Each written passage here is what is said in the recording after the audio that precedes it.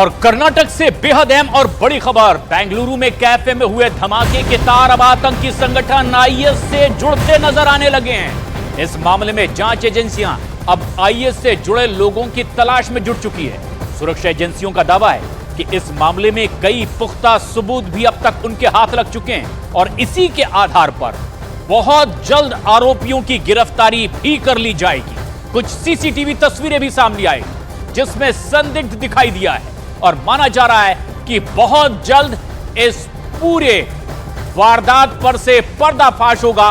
कौन कौन इसमें शामिल थे वो भी गिरफ्त में आएंगे।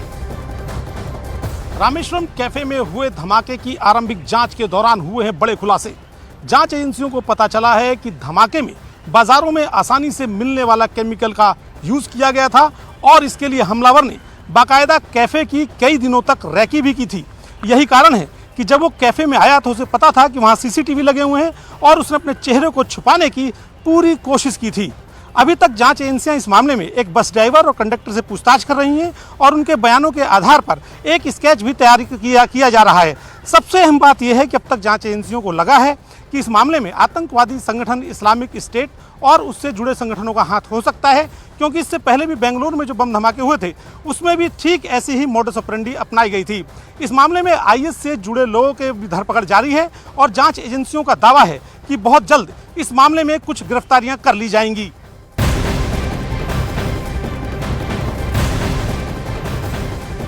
बेंगलुरु ब्लास्ट के मुद्दे पर बीजेपी ने अब सिद्धारमैया सरकार पर निशाना साधा है। बीजेपी का कहना है कि इस ब्लास्ट केस की एनआईए से जांच करानी चाहिए। बीजेपी ने कर्नाटक सरकार पर कानून व्यवस्था के मुद्दे पर फेल होने का सीधे आरोप लगाया है। बीजेपी का अब गंभीर आरोप है। ऐसे में जबकि प्राथमिक तौर पर जांच आगे बढ़ी है तो इसमें आईएस कनेक्शन सामने आया है। आतंकी संगठनों का हाथ बेंगलुरु ब्लास्ट में हो सकता है और इसीलिए बीजेपी ने अब कर्नाटक की कांग्रेस की सिद्धारमैया सरकार पर सीधे हमला बोला है। And there are some sleeper cells in Bangalore also. During our time, we had detected 15 sleeper cells and put them behind the bars. None of those actions have been done, and appeasement politics by this government has led to all this. It's a total failure on the part of Siddaramaiah government to maintain law and order, and therefore the encouragement to all these kind of elements. So this should be this case should be handled by NIA. Number one. Number two, if it is not done, then the government should quit. Karnataka के मुख्यमंत्री सिद्धारमैया धमाके वाली जगह पर पहुंचे। Siddaramaiah Rameswaram cafe पहुंचे हैं जिस कैफे में एक बड़ा धमाका हुआ। धमाके वाली जगह का उन्होंने जायजा लिया। इससे पहले उन्होंने पुलिस अधिकारियों के साथ में एक बेहद अहम बैठक भी की और अब तक हुई जांच के बारे में पूरी जानकारी उन्होंने हासिल की है। जल्द से जल्द जांच पड़ताल आगे बढ़ाने और आरोपियों तक पहुंचने के निर्देश भी मुख्यमंत्री ने दिए।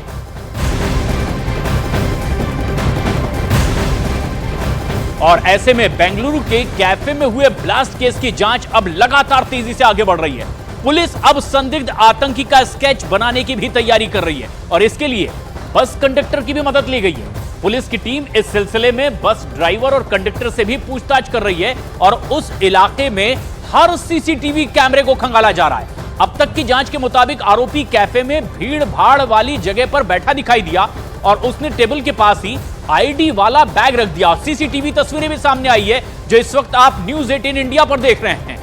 संदिग्ध की तस्वीर सामने आई है, इसकी मदद से स्केच भी बनाया जा रहा है। बताया जा रहा है कि इस रामेश्वरम कैफे में वो आया, रवा इडली उसने ली और वहां पर एक बैग छोड़कर वो चला गया, जबकि ये पूरी साजिश के तहत ऐसा कर रहा था। लेकिन अपनी पहचान छिपाने के लिए उसने कैप भी लगा रखी थी, मास्क पहन रखा था ताकि उसकी बहुत साफ साफ पहचान ना हो सके और इसीलिए अब स्केच भी बनाने की कोशिश की जा रही है इन तमाम सीसीटीवी फुटेज का सहारा लेकर।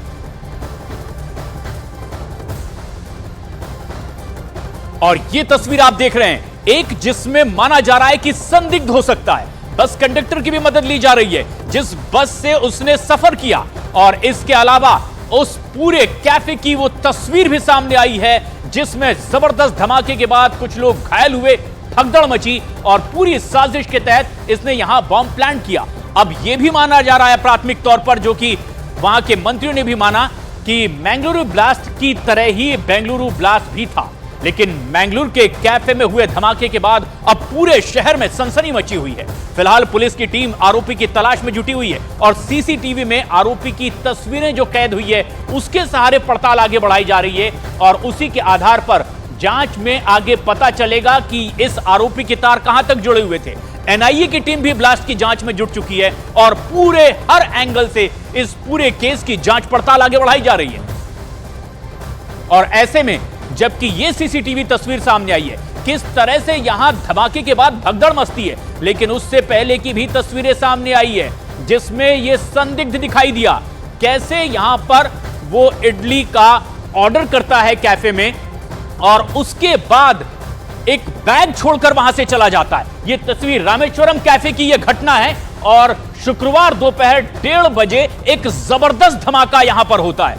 आरोपी ने दरअसल इडली का ऑर्डर दिया और उसी कैफे में बैग छोड़कर वहां से रफू चक्कर हो गया। आरोपी की उम्र तकरीबन 25 से 30 साल के बीच बताई जा रही है, जो सीसीटीवी फुटेज के आधार पर पता चल रहा है। धमाके में 10 लोग घायल हो गए थे, लेकिन 2 की हालत गंभीर है जिनका इलाज चल रहा है। Police, crime branch, NIA, NSG की टीम लगातार हर एंगल से इस पूरी वारदात की जांच पड़ताल में जुटी हुई है और क्या आतंकी कनेक्शन है इसकी भी पड़ताल बहुत बारीकी से की जा रही है। बेंगलुरु ब्लास्ट से जुड़ी एक और बेहद अहम खबर सामने आ रही है। सीसीटीवी में रिकॉर्ड वीडियो के मुताबिक ब्लास्ट का आरोपी 7 मिनट तक रामेश्वरम कैफे में रुका रहा। वीडियो के मुताबिक आरोपी ने टेबल के पास आईडी वाला बैग रखा और पूरी साजिश के तहत उसने ऐसा किया। कैफे में आरोपी ने वॉश बेसिन वाला टेबल चुना और ज्यादा भीड़भाड़ वाली जगह चुनी।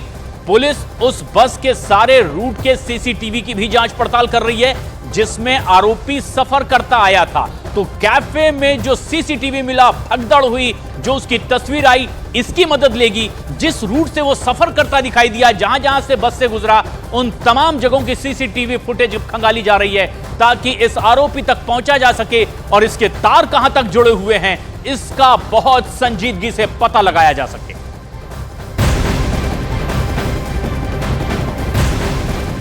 बेंगलुरु धमाके पर जांच एजेंसियों ने अब एक बड़ा दावा किया है। बाजार से केमिकल खरीद करके यह बम बनाया गया है, ऐसी आशंका शुरुआत में जताई जा रही है। जांच एजेंसियों ने दावा किया है आरोपी ने वीडियो देख करके बम बनाया, यानी इंटरनेट पर यह बम बनाने की पूरी प्रोसेस उसने देखी और उसी के आधार पर बम बनाया गया है। और इस धमाके का मकसद दहशत फैलाना, आतंक फैलाना था, यह शुरुआती में अभी तक पता चला है। धमाके से पहले आरोपी ने जगह की रेकी भी की और फिर पूरी प्लानिंग के मुताबिक वो कैफे में विस्फोटक लेकर के पहुंचा और उसके बाद बम वहां प्लान करके वो फरार हो गया। लेकिन माना यह जा रहा है कि ये आईएस का मॉडस ऑपरेंडी हो सकता है। जिस तरीके से बेंगलुरु में धमाका हुआ, शुरुआत में यह माना जा रहा है कि यह कुछ उसी तरह की हरकत थी, इंटरनेट देख करके बम बनाने की कोशिश और फिर उसके बाद दहशत फैलाने की यह कोशिश,